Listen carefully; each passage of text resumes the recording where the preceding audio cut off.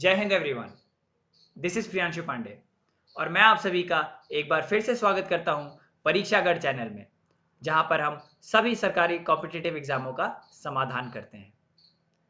और आज का सेशन जैसा कि आप देख पा रहे हैं 10 day strategy for CDS exam, ये काफ़ी इंपॉर्टेंट सेशन रहने वाला है। तो इसलिए आई विल रिक्वेस्ट यू कि आप इसे अंत तक देखें ताकि आप अपने मार्क्स को मैक्सिमाइज कर सकें और क्वालिफिकेशन के चांसेस को बढ़ा सकें। सेकेंडली मैं ये बता दूं, ये सेशन जो है ये उन बच्चों के लिए नहीं है जो लोग ये सोच कर आए हैं कि how to clear CDS exam in 10 days, है ना। I am really very sorry to break it to you, but 10 days में सीडीएस एग्जाम क्लियर नहीं होता है। ये उन बच्चों के लिए सेशन है जो 2-3 महीने से पढ़ाई कर रहे हैं और अब इन 10 दिनों में हम उन्हें बताएंगे कि आप किस तरीके से अपने प्रिपरेशन को प्लान करें ताकि आप ज़्यादा से ज़्यादा मार्क्स गेन कर पाएँ। ठीक है, जैसा कि हम सभी लोग जानते हैं 4 सितंबर को हमारा सीडीएस का एग्ज़ाम है ना। तो हम बात करेंगे कि 24 अगस्त से 2 सितंबर के बीच में किस तरीके से हम अपने प्रिपरेशन को प्लान करें। ठीक है, तो सबसे पहले हमें क्या करना है ये हमारे चचा जान बताएंगे। सबसे पहले घबराना नहीं है। तो अब जो हमारे चचा जान ने हमें बता दिया है कि हमें क्या करना है, तो हमें घबराना नहीं है।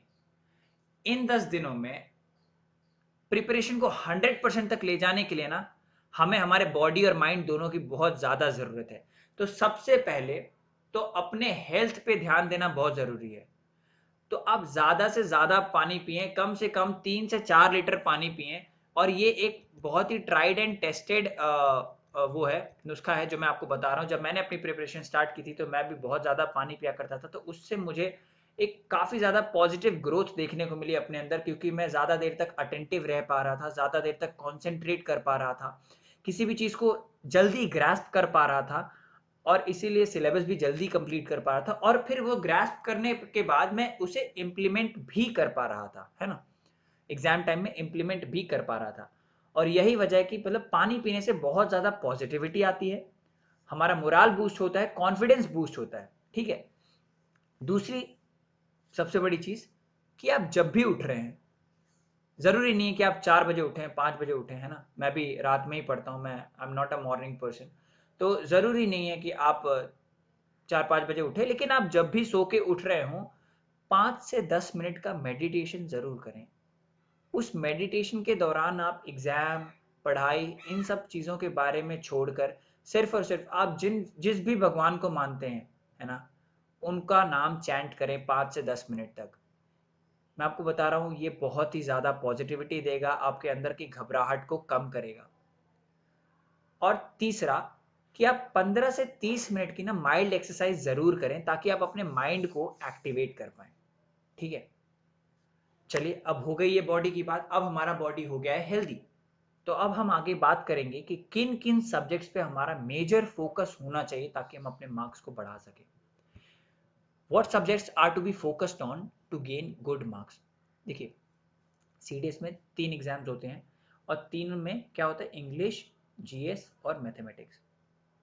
मैं इन तीनों में सबसे ज़्यादा इंपॉर्टेंट अगर किसी सब्जेक्ट को मानता हूं तो वो है इंग्लिश, क्योंकि इंग्लिश जो है all in all score booster है। ठीक है, इंग्लिश में 120 क्वेश्चन आते हैं और उसमें इंग्लिश में क्या है कि 75 से 85 स्कोर करना इजी हो जाता है अगर आप ठीक से प्रैक्टिस कर रहे हैं। ठीक है, अब 75 टू 85 स्कोर करने के लिए क्या करना होगा, सबसे पहले तो आप ये याद रखिए कि आप चाहे इंग्लिश में कितने भी अच्छे हों, 30 मारखान हो, तोप हो, डजेंट मैटर, आपको 3 से 4 घंटे रोज एटलीस्ट प्रैक्टिस की देनी होगी, तभी आप अपने स्कोर को बूस्ट कर पाएंगे इंग्लिश में। अब इंग्लिश पढ़ने के नाम पे लोग क्या करते हैं, सिनोनिम्स एंटोनिम्स रटने लगते हैं, है ना। देखिए, आप सिनोनिम्स एंटोनिम्स से 20 क्वेश्चन आते हैं, ये बात मैं मानता हूं, काफी वेटेज रखते हैं, पर सिनोनिम्स एंटोनिम्स रटना मुझे जहां तक लगता है कारगर साबित नहीं होता है, क्योंकि आपकी इसमें 100% एक्यूरेसी कभी हो ही नहीं सकती। 10,000 वर्ड है, आप कितने मतलब ना जाने कितने वर्ड है, 10,000 तो मैंने बहुत कम बोल दिया, ना जाने कितने वर्ड है, आप कितनों को रटोगे। चलिए उसमें से एक आध वर्ड आ भी गया तो क्या फायदा हुआ, आपने इतना समय लगाकर सिनोनिम एंटोनिम पढ़ा और आपको मिला क्वेश्चन एक, तो कोई फायदा नहीं। तो हम इसलिए उन सेक्शंस को पहले टारगेट करेंगे जो कि हमें 100% एक्यूरेसी दे सकते हैं। सबसे पहला कॉम्प्रिहेंशन।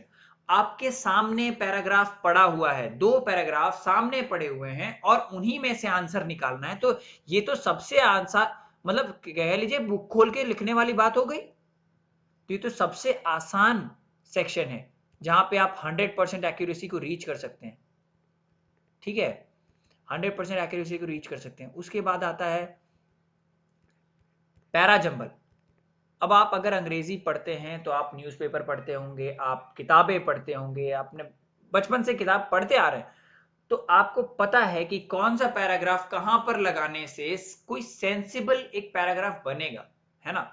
तो पैराजंबल में भी 100% एक्यूरेसी आने की संभावनाएं रहती हैं। फिर आता है ऑर्डरिंग ऑफ वर्ड्स। जैसा कि मैंने पहले भी बताया कि आप बुक पढ़ते हैं, न्यूज़पेपर पढ़ते हैं, तो आपको पता है कि कौन सा वर्ड कहां पे लगेगा तो एक सेंसिबल सेंटेंस बन जाएगा। तो यहां भी हमें 100% एक्यूरेसी मिल जाती है। फिर आता है क्लोज टेस्ट। अब क्लोज टेस्ट में क्या है, एक पैराग्राफ दिया हुआ है, उसमें बीच बीच में फिल इन द ब्लैंक्स दिए हुए हैं, आपको वर्ड्स भरने हैं। अब ये भी बहुत आसान होता है। क्यों? क्योंकि एक कॉन्टेक्स्ट होता है, उसमें एक रेफरेंस टू कॉन्टेक्स्ट होता है, मतलब हमें पता होता है कि किस कॉन्टेक्स्ट में बात चल रही है। और इस वजह से हमको जो रिक्त स्थान की पूर्तियां हैं, जो खाना पूर्ति करनी, जो फिल इन द ब्लैंक्स करना है, वो काफी आसान हो जाता है। तो ये जो 4 सेक्शंस हैं, यहां पे तो हमें 100% एक्यूरेसी मिलनी ही मिलनी है। यहां पे मैं अगर बताऊं तो यहां पे हमने कितने क्वेश्चंस को टारगेट कर लिया, 10 10 10 20 20 20 40 और 40 10 50, 50 मार्क्स में अगर आपके 100% एक्यूरेसी आ रही है तो क्या दिक्कत है। तो यहां पे हम देख रहे हैं 50 मार्क्स तो हमें हमारे पास हैं, तो हम synonyms, antonyms, idioms and phrases रट के इन 50 मार्क्स को क्यों छोड़े। ठीक है। उसके बाद रही बात, मैं तो सीरियसली अगेंस्ट हूं इन दोनों चीजों के रटने के, और सीरियसली अगेंस्ट हूं इन दोनों चीजों के पढ़ने के भी, क्योंकि ये तो देखिए आएगा आएगा, नहीं आएगा नहीं आएगा। रही बात fill in the blanks, finding errors, parts of speech और स्पेलिंग मिस्टेक। देखिए स्पेलिंग मिस्टेक भी फिर से वही बात आ गई कि न्यूज़पेपर पढ़ा है हमने और बुक्स पढ़ी हैं, हमने काफी सारी बुक्स पढ़ी हैं, तो हमें और एक बहुत ज्यादा कुछ बड़ी स्पेलिंग्स नहीं दे देते हैं यूपीएससी वाले, बड़ी ही जनरल स्पेलिंग्स देते हैं जो कि हम रोजमर्रा की जिंदगी में इस्तेमाल करते हैं। ठीक है। तो स्पेलिंग मिस्टेक्स में भी 100% एक्यूरेसी लाना पॉसिबल है। तो यहाँ पे हम देख लीजिए 50 मैंने कहा था, प्लस 10 और बढ़ गए।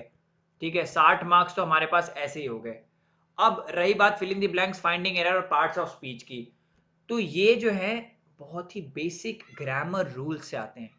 इन बेसिक ग्रामर रूल्स को अगर आपने याद कर लिया और इनकी प्रैक्टिस कर ली, तो मैं बता रहा हूं इसमें भी आपके 60 से 70% एक्यूरेसी कहीं नहीं गई है। Fill in the blanks, finding errors और पार्ट्स ऑफ स्पीच में कहीं भी 60 टू 70% एक्यूरेसी नहीं गई है। तो बेसिकली हमने यहाँ पे इन 5 सेक्शन को मिला के 60 क्वेश्चन कर लिए थे, और उसके बाद 1 2 और 3, 60 प्लस 30 90 क्वेश्चन तो हमने कर ही लिए। और ऐसा नहीं है कि सिनोनिम एंटोनिम में से आपको बिल्कुल ही कुछ नहीं आएगा, इडियम्स एंड फ्रेजेस में से आपको बिल्कुल ही कुछ नहीं आएगा, कुछ तो जरूरी आएगा, है ना। तो अब हमने कुल मिला के अगर देखा जाए तो ऑलमोस्ट ऑलमोस्ट 100 क्वेश्चन का टारगेट पूरा कर लिया इस स्ट्रैटेजी से। अब इन 100 क्वेश्चंस को अब हमें ये करना है कि हमें मार्जिन ऑफ एरर अपना कम से कम तक रखना है। और मार्जिन ऑफ एरर कम कैसे होगा, रोज रोज एक मॉक सॉल्व करिए। 3 से 4 घंटे आप अपनी पढ़ाई और मॉक दोनों को मिलाकर इंग्लिश को दीजिए, और मैं बता रहा हूं आपको इंग्लिश ऐसा रिटर्न देगा जो शायद ही कोई सब्जेक्ट दे पाए आपको। रिटर्न आरओआई सुना है, अगर आप लोग कॉमर्स के बच्चे होंगे कुछ लोग इसमें, तो आरओआई सुना होगा आपने, रिटर्न ऑफ इन्वेस्टमेंट होता है शायद, या इंटरेस्ट, आई डोंट नो। तो ये जो आरओआई है वो बहुत ज्यादा है इंग्लिश में, है ना। अब आगे बढ़ते हैं। हाँ, तो जैसा कि मैंने कहा कि रिटर्न ऑन इन्वेस्टमेंट इंग्लिश में, आरओआई का मतलब रिटर्न ऑन इन्वेस्टमेंट ही होता है, मैंने गलती से रिटर्न ऑन इंटरेस्ट बोल दिया। तो रिटर्न ऑन इन्वेस्टमेंट जो होता है वो बहुत ज्यादा इंग्लिश का हाई होता है, बहुत ज्यादा आपको मार्क्स दे सकता है। अब आगे बढ़ते हैं, आगे हमारे पास आता है जीएस सेक्शन। अब देखिए ये तो अपनी अपनी पसंद है कि किसी को हिस्ट्री पसंद है ना, किसी को इकोनॉमिक्स पसंद है, किसी को ज्योग्राफी पसंद है, किसी को पॉलिटी पसंद है। ठीक है। मगर अब सीडीएस एग्जाम में पसंद के बेसिस पे तो नहीं जा सकते हम, ठीक है। अब इन 10 दिनों में आपको क्या करना है कि आप जीएस सेक्शन में भी एटलीस्ट 40 प्लस मार्क्स तो ले ही आए। 40 प्लस मार्क्स लाना कोई बहुत बड़ी बात नहीं है जीएस में भी, बशर्ते आपको प्रॉपर प्लानिंग चाहिए, प्रॉपर एक थिंकिंग चाहिए, एक प्लान चाहिए कि आप जीएस सेक्शन को भी अच्छे से हल कर पाए।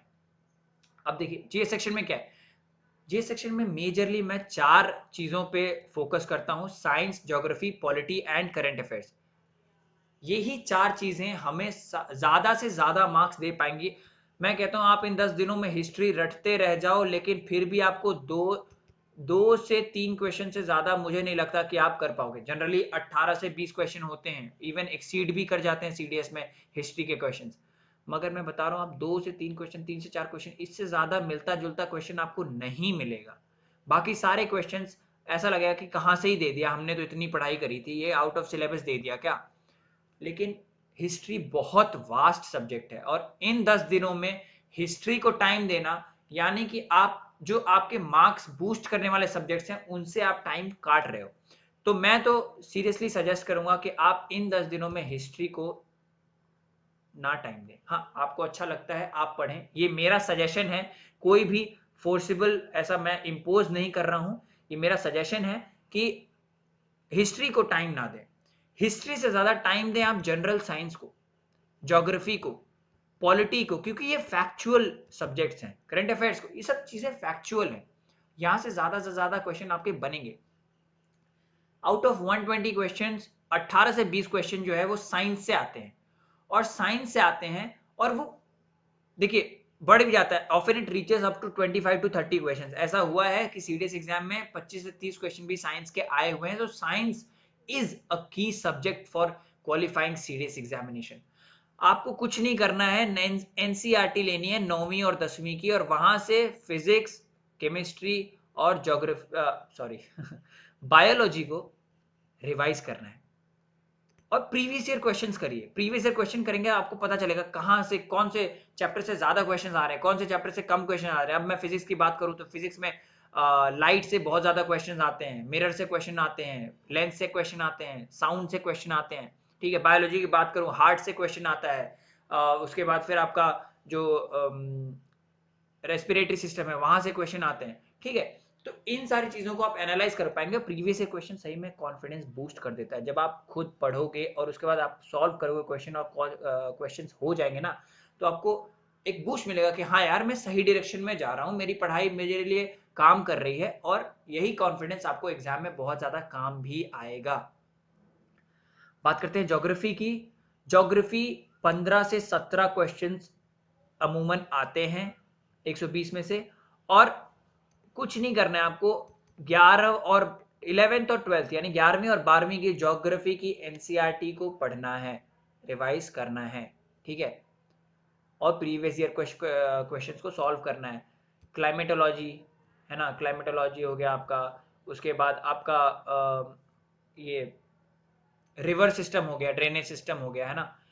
ये सारे इंपॉर्टेंट चैप्टर्स हैं। अब मैं अगर बोलूं तो लैंड फॉर्म मत पढ़िएगा, लैंड फॉर्म जो है उससे महज एक क्वेश्चन आता है, वो भी कभी कभार ही आ जाता है। तो लैंड फॉर्म मैं आपको सजेस्ट करूंगा आप मत पढ़िए, बल्कि आप क्लाइमेटोलॉजी पढ़िए, है ना, जियोमॉर्फोलॉजी पढ़िए। जियोमॉर्फोलॉजी में आप लैंड फॉर्म को मत पढ़िएगा, और फिर उसके बाद आपका रिवर सिस्टम है, जो आपका ड्रेनेज सिस्टम है, वो सब पढ़िए, है ना। इससे क्या है, आप 15 से 17 में से कम नहीं तो 10 से 12 क्वेश्चन तो जरूर ही कर पाएंगे, जरूर कर पाएंगे। और देखिए साइंस में तो आप, मैं तो कहता हूँ कि अगर आपने साइंस 9वीं 10वीं की ठीक से पढ़ ली है, इन 10 दिनों में रिवाइज कर लिया है, तो शायद ही ऐसा कोई क्वेश्चन होगा जो आपको साइंस का नहीं आएगा, ठीक है। ज्योग्राफी 11वीं 12वीं से रिवाइज कर लीजिए, और 15-17 में से 10 से 12 क्वेश्चन तो आपको श्योर शॉट मिलने ही मिलने हैं एनसीईआरटी से डायरेक्टली, ठीक है। और डायरेक्टली जब मिलेंगे, कॉन्सेप्ट के बेसिस पे मिलेंगे, तो आप जरूर उनको कर पाएंगे। रही बात पॉलिटी की, तो पॉलिटी भी 13 से 17 क्वेश्चन के बीच में अमूमन हमेशा इसका हिसाब रहता है। देखिए लक्ष्मीकांत से रिवाइज करिए, पर इसका मतलब ये नहीं है कि आप पूरी लक्ष्मीकांत पढ़ने बैठ जाएं। ये मैंने आपको यहाँ पे कुछ इंपॉर्टेंट चैप्टर्स दिए हैं, इन चैप्टर्स को सिर्फ और सिर्फ रिवाइज करके जाइए। और मैं आपको बता दे रहा हूँ इन चैप्टर्स के अलावा मेरे को तो लगता नहीं कि ज्यादा क्वेश्चंस और किसी चैप्टर से आते हैं। इन चैप्टर्स को अगर आप पढ़ के जाएंगे तो आपका पॉलिटी में भी मार्क्स गेन होना ही होना है। शेड्यूल से 1 से 2 क्वेश्चन हमेशा आते हैं, प्रीएम्बल से 1 से 2 क्वेश्चन हमेशा आते हैं, फंडामेंटल राइट से तो 3 से 4 क्वेश्चन आ जाते हैं, डीपीएसपी, फंडामेंटल ड्यूटीज, यहां से भी 2 से 3 क्वेश्चन आ ही जाते हैं। President, vice president, parliament, supreme court, high court, supreme court high court में रिट कौन जारी कर सकता है, हाई कोर्ट जारी कर सकता है या नहीं कर सकता है, अगर कर सकता है तो किस आर्टिकल के अंडर कर सकता है ना। गवर्नर, स्टेट लेजिस्लेचर, पंचायती राज, सीएजी, अटॉर्नी जनरल, बस ये इतने चैप्टर्स मैं लिख के दे रहा हूं आपको, इतने चैप्टर्स आप कर लीजिए, आपको मैक्सिमम क्वेश्चन इन्हीं चैप्टर्स में से मिलेंगे, पॉलिटी के इन्हीं चैप्टर्स में से, ठीक है। और आप अपने मार्क्स को गेन कर पाएंगे, आप अपने मार्क्स को मैक्सिमाइज कर पाएंगे पॉलिटी के थ्रू भी, ठीक है। और वैसे हर जगह मैंने फिर से बोला, प्रीवियस ईयर क्वेश्चंस बहुत ज्यादा जरूरी है। अगर आपने प्रीवियस ईयर क्वेश्चन किया है तो आपका कॉन्फिडेंस बूस्टअप रहेगा, आप एग्जाम टेम्परामेंट में रहेंगे और आपकी सोचने की क्षमता बढ़ जाएगी, एलिमिनेशन टेक्निक आ जाएगी, और आप मतलब ऐसे क्वेश्चन जहां पे आप कंफ्यूज भी हो रहे हैं थोड़ा बहुत, वो क्वेश्चंस भी सॉल्व कर पाएंगे, ठीक है। अब हम आते हैं करंट अफेयर्स पे। करंट अफेयर्स 15 से 20 क्वेश्चंस तो करंट अफेयर्स के आने ही आने हैं सीडीएस में। लेकिन अब क्या होता है, करंट अफेयर्स पढ़ने के चक्कर में हम क्या करते हैं, अपना डेली का 2 से 2.5 घंटा जो है हम अपने न्यूज़पेपर को दे देते हैं, ठीक है। अब न्यूज़पेपर को दे देते हैं, पर आपको क्या पता है कि सीडीएस में पिछले 6 महीने का ही करंट अफेयर्स, 6 से 7 महीने, 5 से 6 महीने का करंट अफेयर्स आता है। और उसमें भी सितंबर 4 को हमारा अगर एग्जाम है ना, तो अगस्त का करंट अफेयर्स तो भाई मेरे को लगता ही नहीं कि अगस्त का करंट अफेयर्स आएगा भी। तो जरूरी है आप न्यूज़पेपर पढ़ने की जगह आप मार्च से लेकर जुलाई 2022 तक का करंट अफेयर को पढ़ें। अब उन करंट अफेयर में भी सब कुछ नहीं पढ़ना है, सिलेक्टेड टॉपिक्स हैं जो कि यूपीएससी बार बार रिपीट करके देता है। अब वो क्या सिलेक्टेड टॉपिक्स है, आप डिफेंस से रिलेटेड न्यूज पढ़िए, यानी कि मिलिट्री एक्सरसाइजेज हो गई, जो भी वेपन्स हम अपने डिफेंस में वो नया नया खरीद रहे हैं, है ना, ये सारी चीजें। स्पोर्ट्स की न्यूज हो गई, अवार्ड्स हो गए, ऑनर्स हो गए, समिट्स एंड कॉन्फ्रेंसेज हो गए, गवर्नमेंट की नई स्कीम हो गई। आजकल मैंने यूपीएससी का एक बहुत ही बड़ा ये मेजर क्या कहते हैं उसको, इंक्लिनेशन देखा है टुवर्ड गवर्नमेंट स्कीम्स। इवन इस बार मैंने यूपीएससी सीएपीएफ का एग्जाम दिया था, तो उसमें कम से कम 3 से 4 क्वेश्चन तो सिर्फ और सिर्फ स्कीम्स पे थे। तो हम ये एक्सपेक्ट कर सकते हैं कि सीडीएस में भी गवर्नमेंट स्कीम्स के ऊपर काफी क्वेश्चंस आने वाले हैं, तो इसको मोस्ट इंपॉर्टेंटली पढ़ लीजिएगा। इंडिया की क्या रैंकिंग है अलग अलग रिपोर्ट्स में, उनको पढ़ लीजिएगा, और स्पेस एंड टेक्नोलॉजी से रिलेटेड न्यूज पढ़ लीजिएगा, है ना। यही वो सिलेक्टेड टॉपिक्स हैं जहां से आपको करंट अफेयर्स पढ़ के जाना है और आप मैक्सिमम क्वेश्चन कर पाएंगे, ये मेरा दावा है, ठीक है। उसके बाद अब हम आते हैं हमारे तीसरे, देखिए ये हो गया हमारा जीएस सेक्शन। जीएस सेक्शन में हमने क्या किया, करंट अफेयर्स 15 से 20 क्वेश्चन, है ना, और फिर पॉलिटी 13 से 17 क्वेश्चन, ज्योग्राफी 15 से 17 क्वेश्चन, और जनरल साइंस 18 से 20 क्वेश्चन, है ना। तो हम लोग ऑलमोस्ट कितना क्वेश्चन कर लिए, देखिए 18 प्लस 15 कितना हो गया, 8 5 13 3 और इधर हो गया आपका एक 33 क्वेश्चन, तो ये हो गए 33 प्लस 13 कितना हो गया, 46 क्वेश्चन। और 46 क्वेश्चन और प्लस में मैं सब में मिनिमम लेके चल रहा हूँ, 46 प्लस 15 कितना हो गया, 61 क्वेश्चन। 61 क्वेश्चन तो आपने ऐसे ही कर लिया, 61 क्वेश्चन आपने ऐसे ही कर लिया, है ना। ये मैंने सब में मिनिमम लेके आपका किया है, तो आपने 61 क्वेश्चन तो ऐसे ही आपने क्या कहते हैं उसको, परफॉर्म कर लिया 61 क्वेश्चंस में। तो आपने 40 प्लस मार्क्स तो गेन कर ही लिए, 40 प्लस मार्क्स गेन कर लिए, और हमने 75 से 85 उसमें कर लिए थे इंग्लिश में गेन।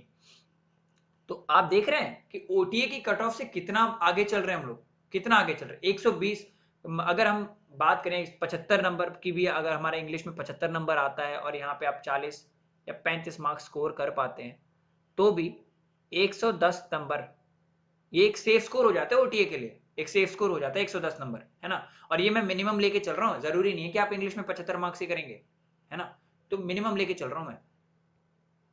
अब आते हैं हम मैथमेटिक्स पे। मैथमेटिक्स पे सबसे ज्यादा जरूरी है, देखिए एडवांस मैथ्स आती है, अर्थमेटिक आती है, ठीक है। अब जो आप लोग सीडीएस दे रहे हैं वो शायद एफकैट भी दे रहे होंगे, है ना। तो एफकैट दे रहे होंगे तो आपका अर्थमेटिक, आपको पता है कि एफकैट में अर्थमेटिक आता है और सीडीएस में भी अर्थमेटिक आता है कम से कम। इस बार जो मैंने पिछला सीडीएस 1 2022 दिया था तो उसमें 22 क्वेश्चन जो थे वो अर्थमेटिक से थे, समझ रहे हैं आप, 22 क्वेश्चन। तो यहाँ पे हम एक्सपेक्ट कर सकते हैं कि 15 से 20 क्वेश्चन जो है अर्थमेटिक के आ सकते हैं।